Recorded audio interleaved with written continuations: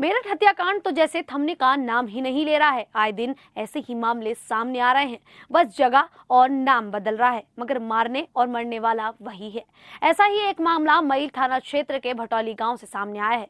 यहां बस जगह बदली है और नाम बदला है, लेकिन मरने वाला पति ही है और मारने वाली पत्नी ही है। बस इस बार नीले ड्रम की जगह पति को ट्रॉली बैग में भर दिया गया है।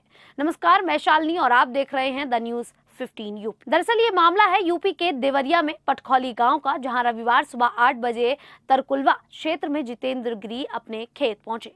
खेत में एक ट्रॉली बैग पड़ा था। उन्होंने इसकी सूचना पुलिस को दी। मौके पर पहुंची पुलिस ने आसपास का इलाका बैरिकेड कर दिया और जब पुलिस ने बैग खोला तो उसमें युवक की 2 टुकड़ों की लाश मिली थी। कमर से सिर तक के हिस्से को प्लास्टिक में लपेटा गया था। कमर से पैर तक का हिस्सा बोरे में था। सिर पर धारदार हथियार से हमले के निशान थे। शव को देखकर हड़कंप मच गया। पुलिस ने आसपास के लोगों से पूछताछ की, साथ ही पूरा बैग भी चेक किया, लेकिन शिनाख्त हो पाए ऐसा कुछ भी नहीं मिला। पुलिस ने अपनी जांच पड़ताल जारी रखी और जांच करते हुए ही एएसपी की निगाहें ट्रॉली बैग में लगे बारकोड पर पड़ी। यह बारकोड एयरपोर्ट पर एंट्री के समय लगाया जाता है। पुलिस ने तुरंत एयरपोर्ट के अफसरों से बात की। कुछ ही देर में बैग पर लगे बारकोड की डिटेल्स से शव की शिनाख्त नौसाद के रूप में की गई। ट्रॉली बैग से कुछ ही दूरी पर एक विदेशी सिम कार्ड भी बरामद हुआ। पुलिस नौसाद के घर मईल थाना क्षेत्र के भटौली गांव पहुंची तो पत्नी रजिया ने पति के लापता होने की कहानी सुनाई।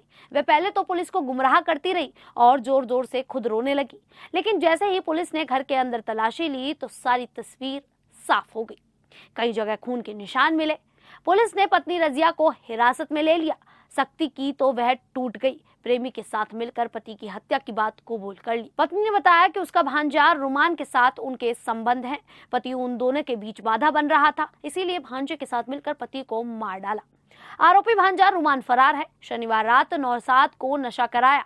जब वह पूरी तरह नशे में धुत हो गया तो भांजे को बुला लिया। पहले नौसाद की गला दबाकर हत्या की गई। उसके बाद धारदार चाकू से उसके शव की पहचान न हो पाए, इसलिए उसे नुकीले हथियार से छत विछत कर दिया गया। घर में 2 सूटकेस थे। पहले शव को छोटे सूटकेस में डालने की कोशिश की गई। उसमें शव न आने पर रजिया और रुमान इसे बड़े सूटकेस में भरने लगे। बड़े सूटकेस में भी शव नहीं आ रहा था। इसके बाद दोनों ने नौसाद के शव को 2 टुकड़ों में काटा, फिर बड़े सूटकेस में भरा। वारदात के वक्त घर में सिर्फ 6 साल की बेटी और बुजुर्ग पिता थे। पिता घर के बाहरी हिस्से में रहते हैं, ऐसे में उनको कुछ पता नहीं चल पाया। बच्ची को पत्नी ने एक कमरे में सुलाकर बंद कर दिया था। पुलिस के एक सीनियर अफसर ने बताया कि घर में नौसाद की हत्या के बाद शव को 55 किलोमीटर दूर फेंका गया। जांच में पता चला कि प्रेमी रुमान ने शव को ठिकाने लगाया। वह ट्रक चलाता है। शव को वह वहां कैसे ले गया, इसका पता लगाया जा रहा है। रजिया ने बेहद चालाकी से साजिश की थी। हालांकि वह ज्यादा पढ़ी लिखी नहीं है, इसीलिए बारकोड का मतलब नहीं समझ पाई।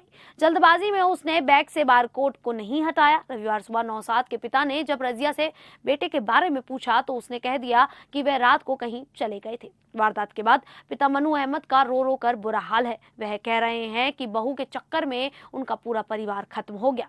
नौसाद दुबई में ड्राइवर था। वह 10 दिन पहले ही घर आया था। एएसपी अरविंद वर्मा ने बताया कि रजिया और उसके सगे भांजे के बीच अफेयर था। 1 साल पहले भी नौसाद दुबई से आया था, तब उसे पत्नी के अफेयर के बारे में पता चला था। मामले को लेकर गांव में पंचायत हुई।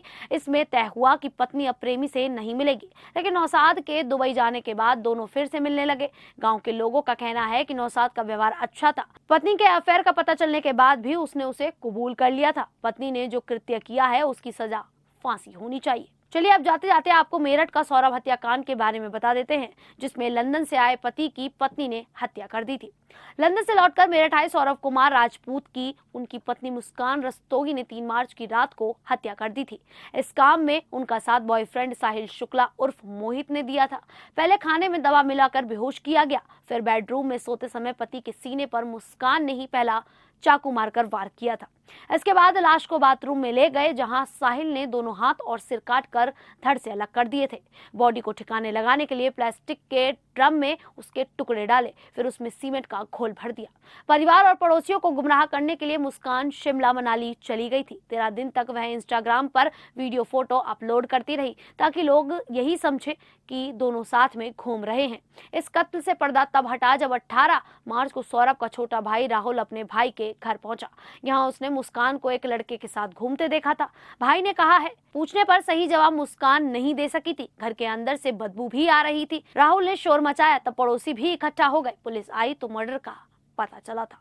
खैर, अब जिस तरह से ये मामले लगातार सामने आ रहे हैं उत्तर प्रदेश से, इसको लेकर आप लोगों की क्या राय है? आप लोग हमें कमेंट करके जरूर बताइएगा। फिलहाल अभी के लिए इतना ही, फिर हाजिर होंगे ऐसी ही देश और दुनिया से जुड़ी बड़ी खबरों के साथ। तब तक के लिए देखते रहिए द न्यूज़ 15 यूपी।